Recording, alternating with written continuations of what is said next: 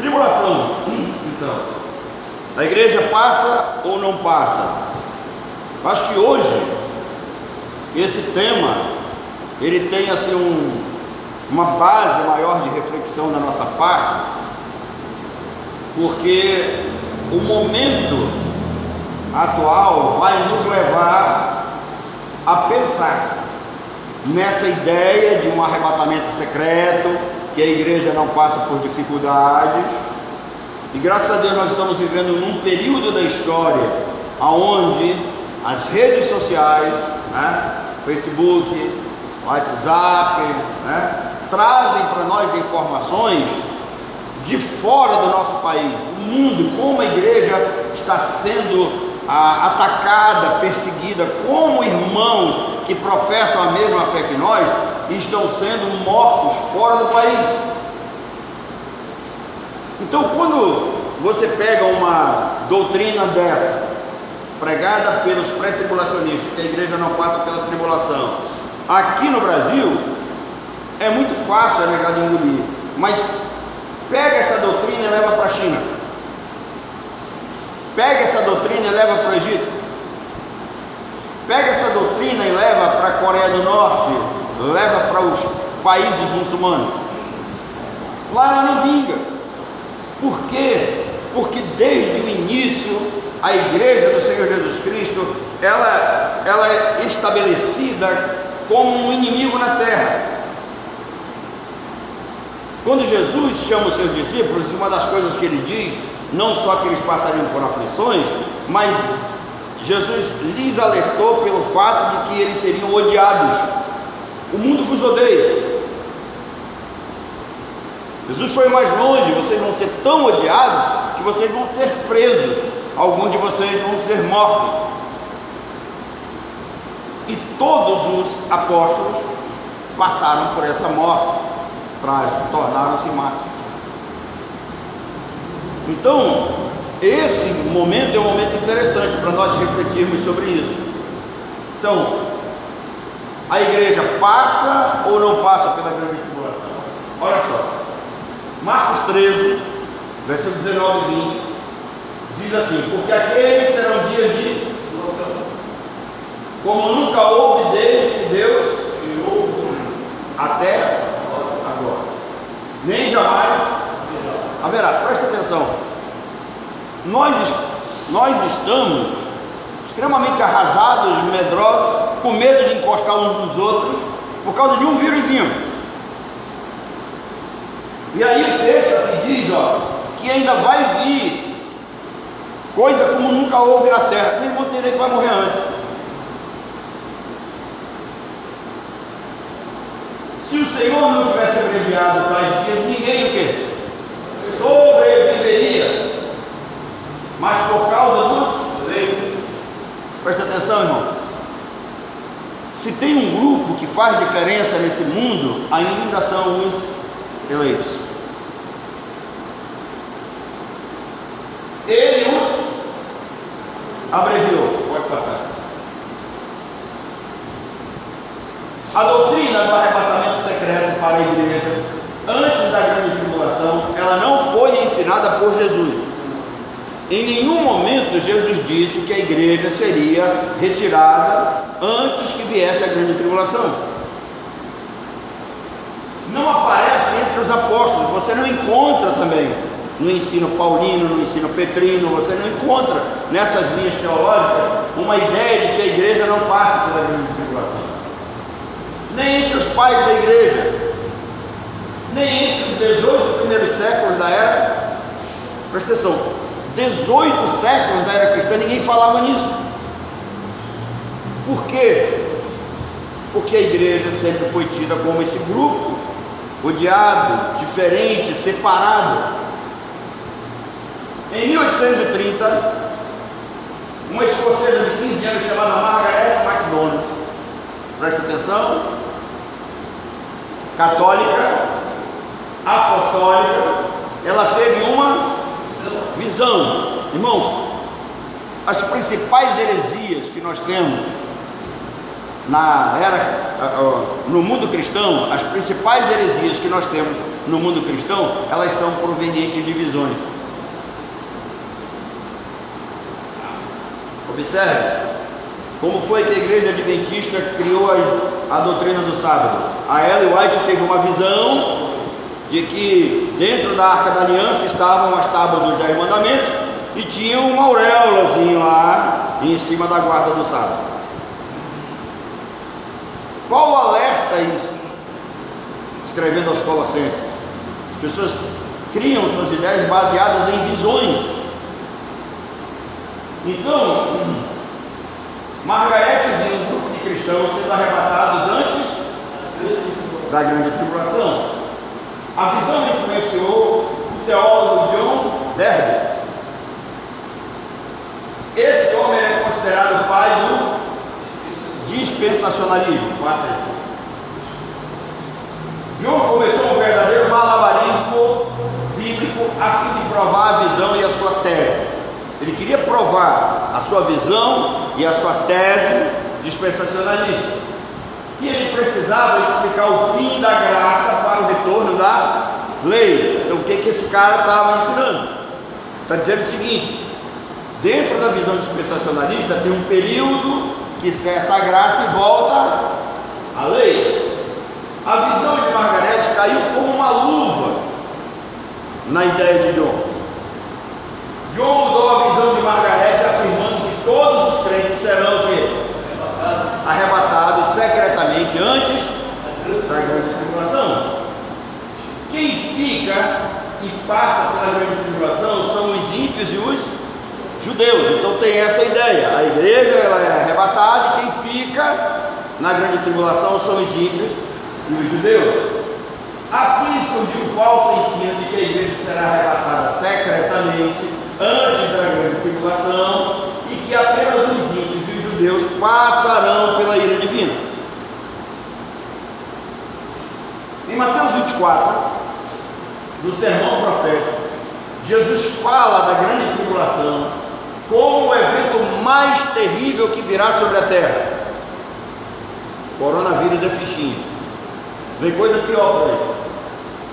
Nesse período serão abertos os selos, os ais das trombetas serão ouvidos, as taças da ira divina serão derramadas, as bestas do anticristo serão manifestas, as pessoas marcadas com o número 666. Tudo isso e muito mais faz parte de um pacote que está predestinado para o fim. E dentro desse pacote de profecias está a volta de Jesus para arrebatar a sua igreja. E aqui está o ponto divergente entre pré e pós-tribulacionismo. Estabeleceu-se a divergência. O arrebatamento acontece antes ou depois da grande tribulação? O pré-tribulacionismo, ou os pré-tribulacionistas, ensinam que o fato acontece antes da grande tribulação. Cristo volta de forma visível, os salvos ressuscitam, os vivos são transformados e levados ao céu de forma secreta. Começam as bodas do Cordeiro, prêmio com recebimento de galardões pelos fiéis. Enquanto isso, a grande tribulação pega fogo e no final Cristo volta mais uma vez. Agora de forma visível como a igreja para pôr fim aos inimigos e reinar com os judeus. Assim foram ensinados os alunos de BBA pelo Trulli, mas eu nunca criei dessa forma. Ou seja, eu estudei nessa casa, os professores que lá estavam, que lá até hoje ensinam, são pré-tribulacionistas, nunca criei dessa forma. Quando eu assumi, quando eu fui convidado para dar aula, eu dei a minha posição para os alunos lá, né? E dentre eles tem o pastor Rosivaldo, o pastor Itamar, o pastor Domingo, né, que nos acompanham nessa visão. Nós nunca concordamos na realidade com o que foi ensinado lá. Então, por que eu não concordei? desde de imediato? Por uma razão muito simples: eu não vejo base bíblica sólida para tal posição. Por exemplo, tu chegou a falar dentro de sala de aula que vai haver pelo menos 5 ressurreições. A Bíblia não diz isso. A Bíblia fala de 2 ressurreições. Tá? Mas por quê? Porque eles têm que fazer esse malabarismo. Cristo volta secreto, depois vem. Agora, tem um negócio interessante: se a igreja é arrebatada antes da grande tribulação e já começa as bodas do Cordeiro com o recebimento de galardão, ora, aqueles salvos da grande tribulação, eles não participam das bodas do Cordeiro e também não recebem galardão nenhum, porque eles estão fora. Observando 2 Tessalonicenses 2, de 1 a 3, Paulo diz assim: irmão, no que diz respeito à vinda de nosso Senhor Jesus Cristo e a nossa reunião com Ele, está falando do arrebatamento, nós vos exortamos que não vos demovais da vossa mente com facilidade. Quer dizer, é possível que Paulo já tivesse ensinado esses irmãos e que eles estavam sendo de alguma forma ensinados pelos falsos mestres a fugir do ensino paulino. E aí ele diz: olha, não vos perturbeis, quer por espírito, quer por palavra, quer por epístola, como se procedesse de nós, supondo que tenha chegado o dia do Senhor. Ninguém de nenhum modo vos engane, porque isto não acontecerá sem que primeiro venha o quê? Apostasia. Então, antes do arrebatamento, tem que acontecer o que? A apostasia, e seja revelado o homem da iniquidade. Então Paulo está dizendo que antes do arrebatamento da igreja vai ter que ser revelado o homem da iniquidade, que é o anticristo,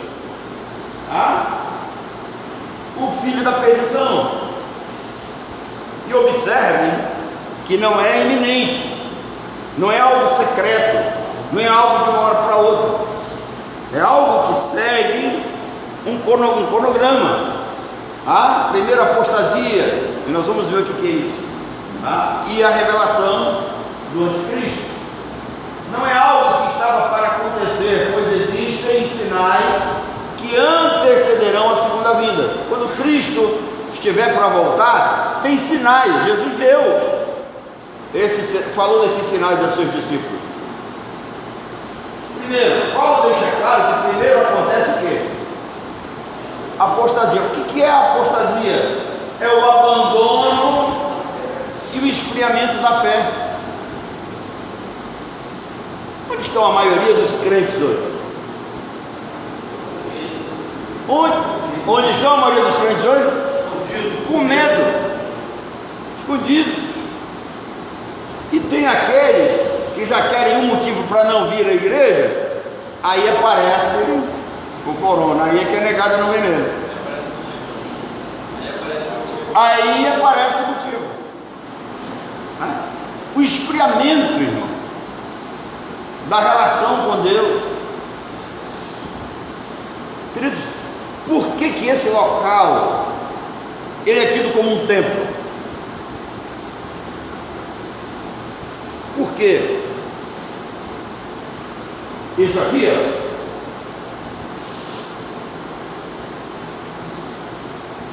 isso aqui faz toda a diferença. Eu já fui criticado por não pregar dali. Até o Marco Antônio: vovô, por que você não prega lá do povo?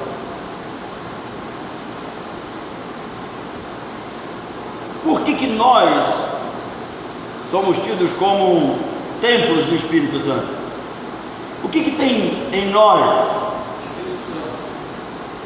Mas tem uma coisa chamada coração.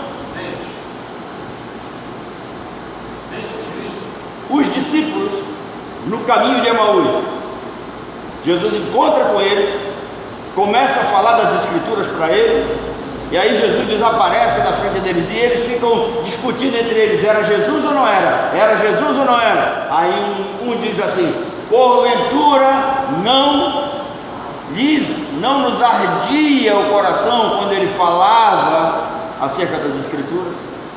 Irmãos, seu coração arde, você fica empolgado com o conhecimento, Você se alegra em ler as Escrituras?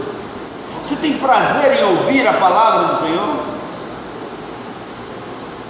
A maioria do povo não. Vir à igreja é algo tão comum como ir ao supermercado.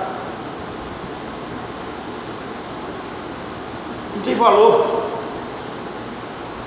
Então, primeira coisa, a apostasia, o descaso, o esfriamento, a falta de compromisso,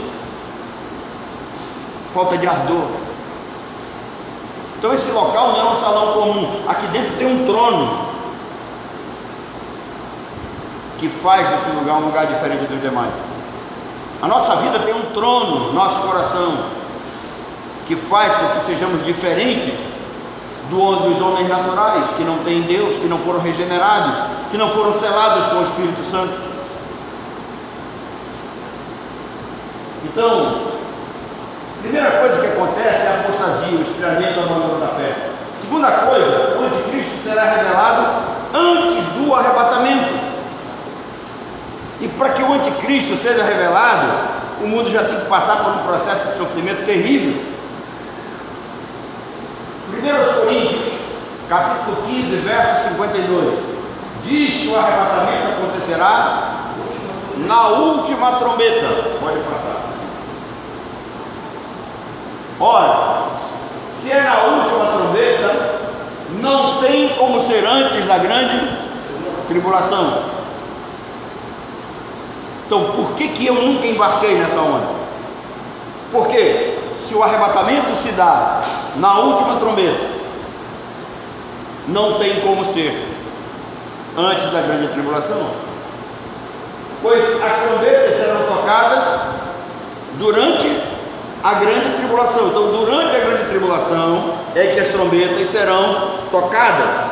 E se Cristo volta na última trombeta, de acordo com Paulo, 1 Coríntios 15, é impossível que seja secretamente antes da grande tribulação.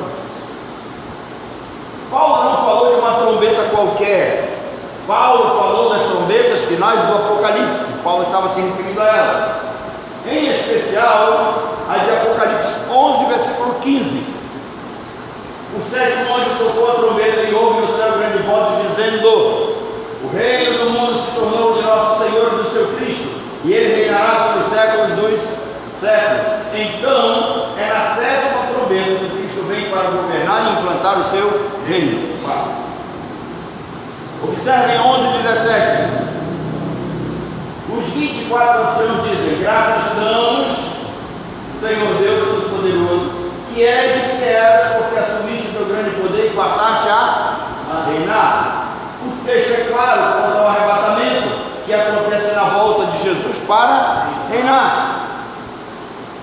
E vejam o verso 18: na verdade, as nações se enfureceram, chegou porém a tua ira, e o tempo determinado para serem julgados os mortos, para se dar galardão aos teus servos, os profetas, aos santos e aos que temem o teu nome, tanto os pequenos como os grandes, e para destruir os que destroem a terra.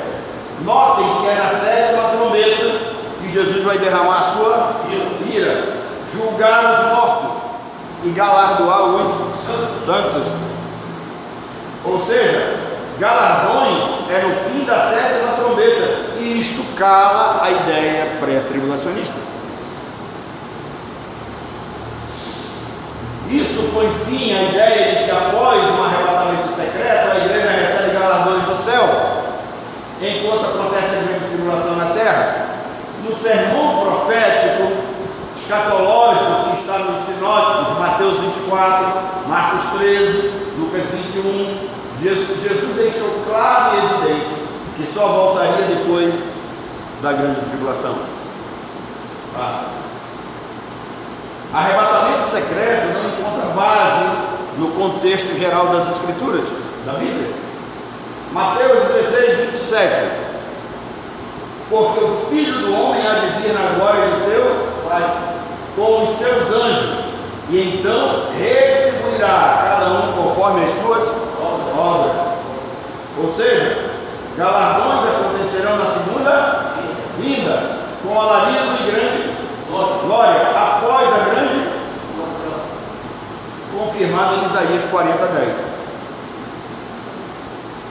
Eis que o Senhor Deus virá com poder, e o seu braço dominará, e eis que o seu galardão está com ele, e diante dele a sua recompensa.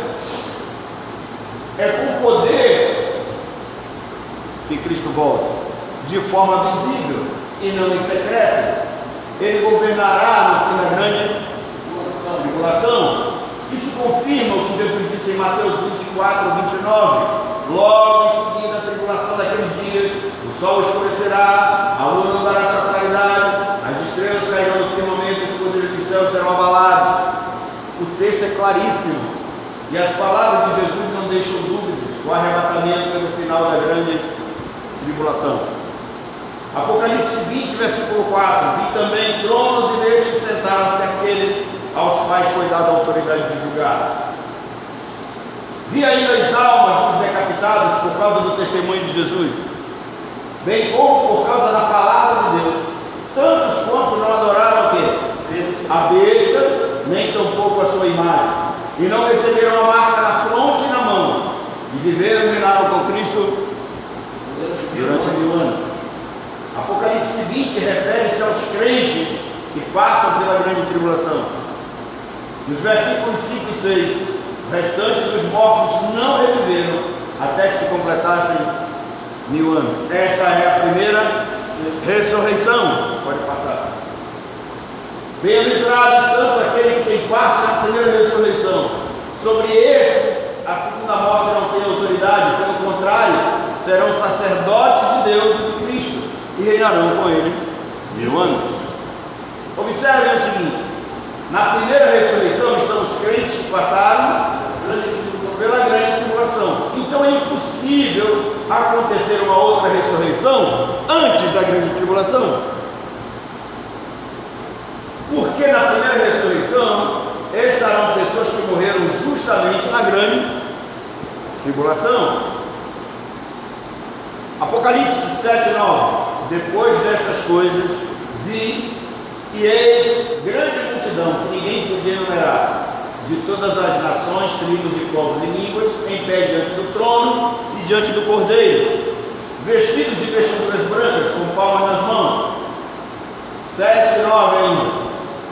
Esse texto de Apocalipse 7:9 acaba com a ideia pré-tribulacional de que os judeus é que irão passar pela grande tribulação, porque aqui fala de todas as nações. Em Romanos 10:12, Paulo diz: não há distinção entre judeu e grego, uma vez que o mesmo é Senhor de todos, rico para com todos os que invocam. A salvação é igual para todos. Não existe uma salvação para os judeus e outra salvação para a igreja. A salvação está diretamente relacionada ao arrebatamento, e Paulo diz que é igual para todos, judeus e gentios. João, na visão do Apocalipse, ele viu crentes de todos os povos, todas as línguas, todas as nações, e não apenas judeus, como afirmam os pré-tribulacionistas.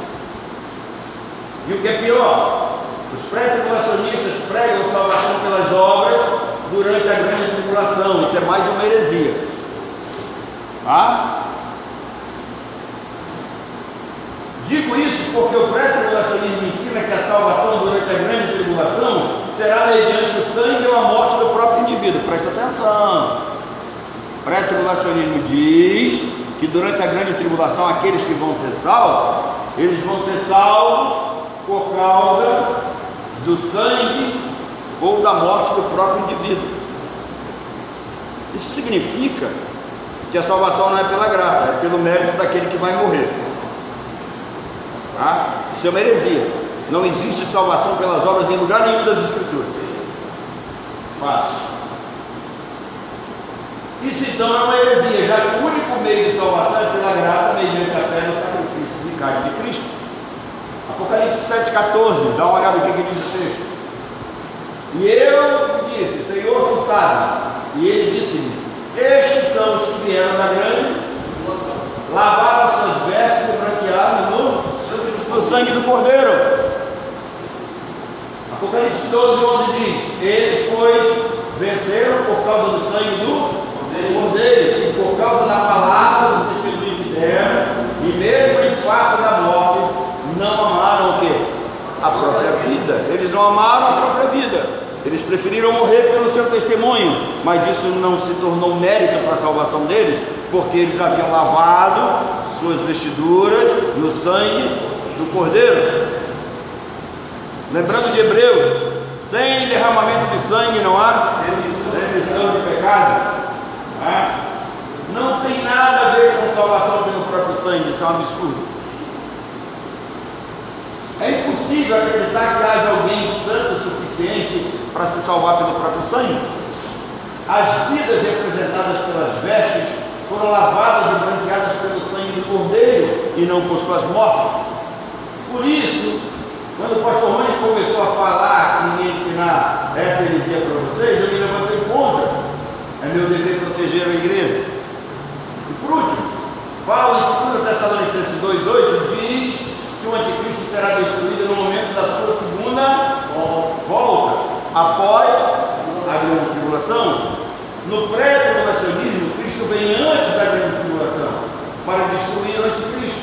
Ora, isso contraria Paulo em 2 Tessalonicenses 2,8 e obriga Cristo a vir uma terceira vez. Ou seja, se o pré-tribulacionismo diz que Cristo vem antes da grande tribulação para destruir o anticristo, e isso é uma ideia que acaba contrariando o que Paulo disse em 2 Tessalonicenses 2,8. Passa aí, Paulo.